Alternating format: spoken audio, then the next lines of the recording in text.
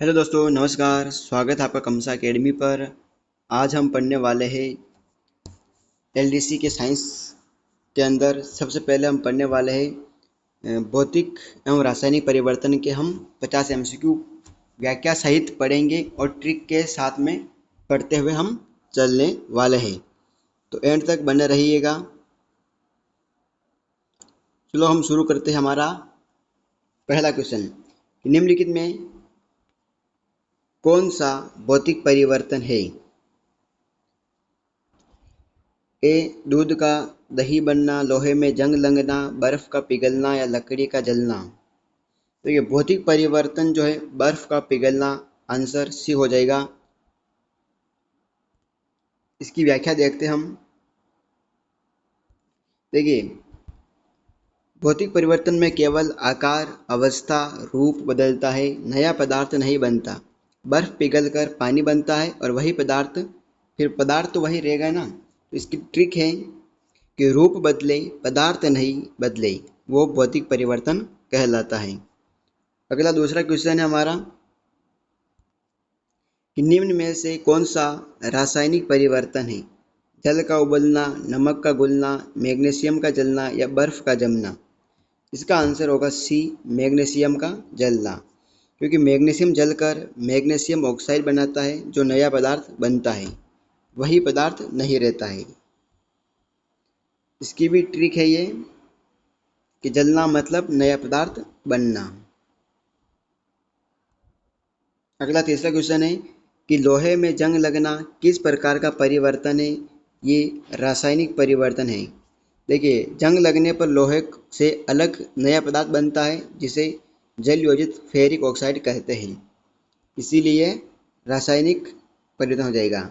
इसकी ट्रिक है कि जंग नया रंग और नया पदार्थ बनाता है। अगला है चौथा कि दूध का दही बनना। ये भौतिक परिवर्तन है, रासायनिक परिवर्तन है या नाभिकीय परिवर्तन या कोई नहीं। तो इसका आंसर होगा रासायनिक परिवर्तन। देखिए, दूध से दही बनने के बाद हम वापस दूध नहीं बना सकते हैं, इसीलिए ये गुण अलग होते हैं और ये रासायनिक परिवर्तन है। ठीक है, इस प्रकार से हम पढ़ेंगे। अगला है कि दूध गया दही गया, नया पदार्थ नहीं बनना, है ना। इस प्रकार से ट्रिक है ये। अगला है कि जंग लगने के लिए आवश्यक है केवल ऑक्सीजन, केवल नमी, ऑक्सीजन नमी दोनों और कार्बन डाइऑक्साइड। तो इसका आंसर है कि ऑक्सीजन और नमी दोनों आवश्यक हैं। ये ट्रिक है कि जंग के दो यार, हवा और जल अपार। अगला है कि जंग का रासायनिक सूत्र है। जंग का रासायनिक सूत्र FeO है, Fe2O3, H2O या Fe3O4, FeS है। तो इसका आंसर होगा बी, Fe2O3। यानी कि इसका ट्रिक है कि फेरिक ऑक्साइड ने पानी पकड़ा तो जंग बन गया, है ना। इस प्रकार से इसकी ट्रिक है। अगला नंबर 7 है कि ऑक्सीकरण का अर्थ है ऑक्सीजन का योग, ऑक्सीजन का हास्र, इलेक्ट्रॉन ग्रहण या हाइड्रोजन का योग।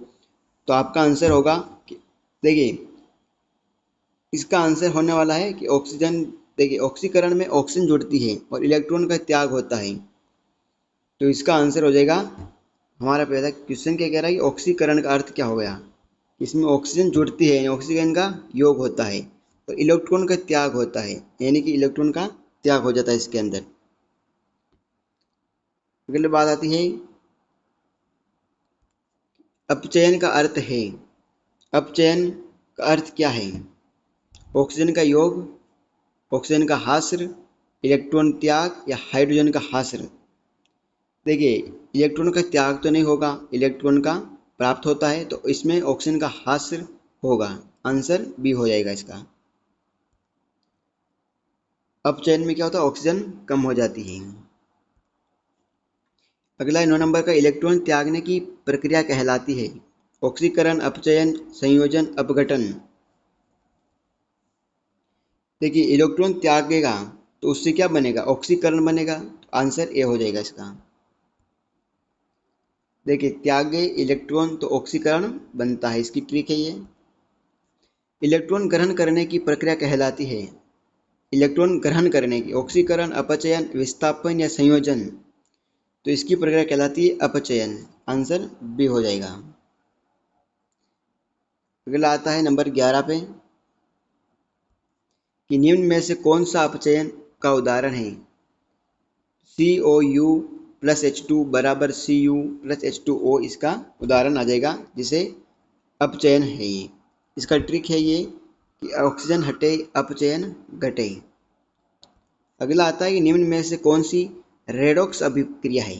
देखिए रेडॉक्स अभिक्रिया के लिए सूत्र आ जाता है इसके अंदर कि जिंक और कॉपर, ठीक है ना, एच सल्फेट, इससे बनेगा जिंक सल्फेट कॉपर बन जाएगा। तो आंसर बी इसका होने वाला है।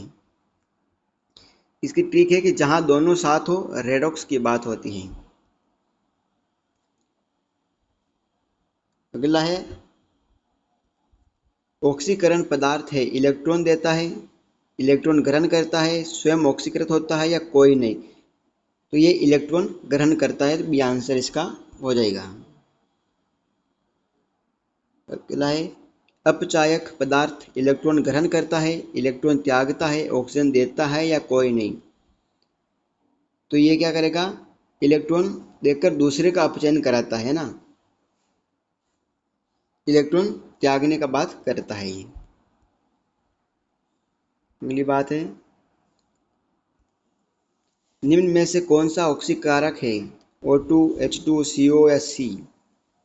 तो ये O2 जो है ये ऑक्सीकारक है, ऑक्सीकारक का राजा O2, ये ट्रिक के हिसाब से है ना। निम्न में से कौन सा अपचायक है, कौन सा अपचायक है। तो इसका आंसर होगा सी, हाइड्रोजन कई अभिक्रिया का ऑक्सीकरण में हटाकर अपचाय का कार्य करता है। अगला आता है कि रेडॉक्स अभिक्रिया में ऑक्सीकारक होता है, अपचयन या दोनों साथ होता है या कोई नहीं होता है। तो देखिए ऑक्सीकरण और अपचयन दोनों साथ होता है इसके अंदर। कहा ना मैं रेडॉक्स दो दोस्त साथ साथ हैं। अगला है उत्प्रेरक वह पदार्थ है जो, उत्प्रेरक वह पदार्थ है जो अभिक्रिया की दर बदलता है, उत्पाद बन जाता है, अभिक्रिया रोक देता है या स्वयं समाप्त हो जाता है। ठीक है, देखिए उत्प्रेरक केवल अभिक्रिया की गति को प्रभावित करता है और ठीक है खुद न बदलता है और गति को बदल देने का काम करता है ये। अगला है हमारा 19 पे उत्प्रेरक अभिक्रिया में अंत में समाप्त हो जाता है, अपरिवर्तित रहता है, गैस बन जाता है या अवक्षेप बन जाता है। तो इसका आंसर होने वाला है कि ये लगभग अपरिवर्तित रहता है, बी आंसर हो जाएगा। ठीक है, अगला है 20 पर धनात्मक उत्प्रेरक है, अभिक्रिया की दर बढ़ाता है, अभिक्रिया की दर घटाता है, अभिक्रिया रोकता है या कोई प्रभाव नहीं पड़ता है। देखिए ये बढ़ाता है ना, अभिक्रिया की दर बढ़ाता है। अगला है ऋणात्मक उत्प्रेरक है, दर बढ़ाता है, घटाता है, कोई प्रभाव नहीं डालता या उत्पाद बनाता है। तो ऋणात्मक उत्प्रेरक प्रतिक्रिया की गति को कम करता है, दर को घटाता है। अगला है उत्प्रेरक किस ऊर्जा को कम करता है, स्थितिज ऊर्जा, सक्रियण ऊर्जा, गतिज ऊर्जा या तापीय ऊर्जा। तो उत्प्रेरक सक्रियण ऊर्जा कम करके अभिक्रिया तेज करता है। देखिए उत्प्रेरक तो आया और ऊर्जा को घटा के चला गया, तो ये ट्रिक इस हिसाब से पढ़ सकते हो। अगला है कि हेबर प्रक्रिया में प्रयुक्त उत्प्रेरक है। देखिए अमोनिया निर्माण में हेबर प्रक्रिया में लोहा यानी कि Fe जो आयरन है वो इसमें रहता है। हेबर का हीरो कौन है, Fe आयरन। वनस्पति तेल के हाइड्रोजनीकरण में प्रयुक्त उत्प्रेरक है। देखिए वनस्पति घी बनाने में निकेल का प्रयोग होता है, Ni निकेल, घी बने निकेल जी, इसका आंसर हो जाता है वनस्पति तेल। घी कहता है वो उसे निकेल जी निकल से बनता है। ये ट्रिक के हिसाब से आप याद रखोगा तो आपको आसानी से याद हो जाएगा ये। अगला है कि संपर्क प्रक्रिया में प्रयुक्त उत्प्रेरक है, सल्फ्यूरिक एसिड निर्माण की संपर्क विधि में V2O4 प्रयुक्त होता है, यानी कि आंसर सी हो जाएगा इसका आपके। देखिए संपर्क प्रक्रिया में V वाला मित्र V2O4 हाइव हो जाता है। H2O2 के अपघटन में प्रयुक्त उत्प्रेरक है। हाइड्रोजन परऑक्साइड के विघटन से मैग्नीज MnO2, ये आंसर हो जाएगा इसका। अगला है एंजाइम होते हैं धात्विक उत्प्रेरक, जैव उत्प्रेरक, ऋणात्मक उत्प्रेरक या कृत्रिम उत्प्रेरक। तो एंजाइम जो होते हैं वो जैव उत्प्रेरक होते हैं, आंसर बी हो जाएगा। एंजाइम जीवित कोशिकाओं द्वारा निर्मित जैव उत्प्रेरक होते हैं, जिसकी ट्रिक है कि जीव बचाए जीव चलाए एंजाइम। ठीक है, आगे है इनवर्टेज क्या है? एंजाइम है, गैस है, धातु है या अम्ल है? इसका आंसर देखिए, इसमें क्या होगा, एंजाइम का इन्वर्टर नाम याद रखते हैं आपको, इनवर्टेज। और एक एंजाइम है जो सुक्रोज और ग्लूकोज में काम आता है। अगला है 29 नंबर पर कि जाइमेज एंजाइम का उपयोग होता है पाचन में, श्वसन में, किण्वन में या प्रकाश संश्लेषण में होता है। तो देखिए जाइमेज शर्करा को अल्कोहल में बदलने वाली किण्वन प्रक्रिया कार्य करती है। कौन सी? आंसर सी हो जाएगा, किण्वन। अगला है कि देखिए जाइमेज शराब निर्माण में काम आता है। अगला है कि निम्न में से कौन सा जैव उत्प्रेरक नहीं है? पेप्सिन, ट्रिप्सिन, निकेल या इनवर्टेज। तो निकेल एक धात्विक उत्प्रेरक है, जैव उत्प्रेरक नहीं है। देखिए निकेल जो है ना, एक धात्विक उत्प्रेरक है, जैव उत्प्रेरक नहीं है, तो इसका आंसर सी हो जाएगा। निकेल धातु है, एंजाइम नहीं है। उत्प्रेरण की अवधारणा किसने दी? डाल्टन ने, बर्जेलियस ने, रदरफोर्ड ने या थॉमसन ने दी? तो देखिए ये सब सबसे पहले बर्जेलियस ने दिया था। उत्प्रेरण का जनक कहते हैं बर्जेलियस को। लोहे पर जस्ता चढ़ाने की प्रक्रिया कहलाती है आसवन, क्रिस्टलीकरण, गैल्वीकरण या उदर्वपातन। देखिए इसका हो जाएगा क्रिस्टलीकरण। आगे बढ़ते हैं। जस्ता चढ़ाओ, जंग भगाओ, इसकी ट्रिक। निम्न में से कौन सा रासायनिक परिवर्तन है? जल का उबलना, कागज का जलना, बर्फ का पिघलना, मोम का पिघलना। तो कागज जलने पर राख और गैस बनती है जो नए पदार्थ बनाती है। तो कागज का जलना रासायनिक परिवर्तन, जल का उबलना वापस वही रहेगा, बर्फ पिघल कर वापस जल बनेगा, और मोम पिघल कर भी, ये दोनों हो सकता है, मोम का पिघलना दोनों में आता है। अगला है हमारा, निम्न में से कौन सा भौतिक परिवर्तन है? दही बनना, जंग लगना, नमक का घुलना, कोयले का जलना। देखिए नमक का घुलना ये भौतिक परिवर्तन है, आंसर सी। अगला है प्रकाश संश्लेषण में मुख्य वर्णक है हीमोग्लोबिन, क्लोरोफिल, मेलानिन, कैरोटीन। तो क्लोरोफिल जो होता है वो मुख्य वर्णक रहता है, इसके अंदर रंग हरा रंग होता है इसका क्लोरोफिल का।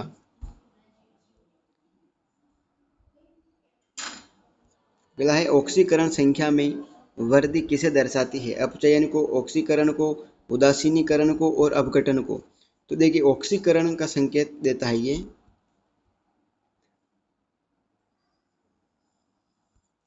ऑक्सीकरण संख्या में कमी किसे दर्शाती है? ऑक्सीकरण को, अपचयन को, संयोजन को या विस्थापन को। ये हमने पहले पढ़ा है कि अपचयन को दर्शाती है। इसकी ट्रिक है संख्या घटे तो अपचयन और संख्या बढ़े तो ऑक्सीकरण। Fe square plus 2e electron है ना, इसे बोलते हैं इलेक्ट्रॉन में फी यानी आयरन क्या होता है? ये होता है ऑक्सीकरण। आगे बढ़ते हैं। इलेक्ट्रॉन गए, ऑक्सीजन हुए, इसका एक ट्रिक होती। 39 नंबर पर है कि, तो इसका आंसर हो जाएगा अपचयन, बी हो जाएगा। इलेक्ट्रॉन आए और अपचयन पाए। निम्न में से कौन सा प्रबल ऑक्सीकारक है? O2, H2, CO, SO4। तो ऑक्सीजन सामान्य महत्वपूर्ण ऑक्सीकारक है। ठीक है, इसकी ट्रिक है ऑक्सीकारक का बादशाह O2। निम्न में से कौन सा अपचायक पदार्थ है? तो हाइड्रोजन ऑक्सीजन हटाकर अपचायक की तरह कार्य करता है, तो यही इसका हो जाएगा। हाइड्रोजन को कौन हटाए? ऑक्सीजन। इसका आंसर होगा ऑक्सीकारक। अगला है, ये इंपॉर्टेंट है। निम्न में से कौन सी रेडॉक्स अभिक्रिया नहीं है? HCl NaOH उदासीनीकरण अभिक्रिया है, रेडॉक्स नहीं। ये जो है ना उदासीनीकरण की प्रक्रिया है, ना कि रेडॉक्स की। देखिए इसकी ट्रिक है कि अम्ल प्लस साल्ट बराबर उदासीनीकरण हो जाता है। दही बनाने में मुख्य भूमिका निभाता है विषाणु, कवक, लैक्टोबैसिलस जीवाणु या शैवाल। आंसर सी होगा, लैक्टोबैसिलस जीवाणु इसमें भूमिका दर्शाता है। दही स्पेलिस्ट बोलते हैं इसको। निम्न में से कौन सा जंग रोकने का तरीका नहीं है? पेंट करना, ग्रीस करना, गैल्वीकरण या नमी बढ़ाना। तो नमी बढ़ाना ये इसको रोकने का नहीं है। नमी बढ़ाओ और जंग को बुलाओ, भगाओ नहीं। जस्ता चढ़ाओ और जंग को भगाओ। रेडॉक्स अभिक्रिया का दूसरा नाम है संयोजन अभिक्रिया, अपघटन अभिक्रिया, ऑक्सीकरण अपचयन अभिक्रिया या उदासीनीकरण। तो रेडॉक्स जो बना है ये ऑक्सीकरण अपचयन अभिक्रिया से बना है। रेडॉक्स रिड्यूस प्लस ऑक्सीडेशन से बना है शब्द। चांदी का काला पड़ना किसका उदाहरण है? भौतिक, रासायनिक, नाभिकीय या अस्थायी। तो ये यौगिक है। अभिक्रिया किसकी है? ये चांदी पर उपस्थित सल्फर यौगिकों की अभिक्रिया से करती है, तो ये रासायनिक कहलाती है। तांबे पर हरी परत बनने का कारण है भौतिक परिवर्तन, रासायनिक परिवर्तन, वाष्पीकरण या गलन। तो ये रासायनिक परिवर्तन हो जाता है। तांबे पर कॉपर कार्बोनेट की हरी परत बनती है। तांबा हरा होता है रासायनिक गहरा से।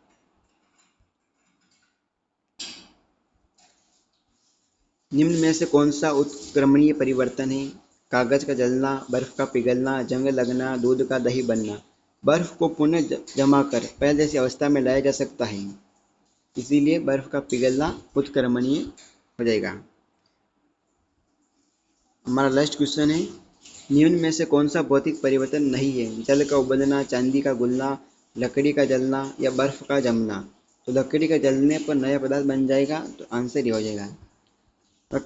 और अगर इसकी PDF चाहिए तो हमारे कमसा अकेडमी को ज्वाइन कर ले टेलीग्राम चैनल, और सब्सक्राइब जरूर कर ले इसको।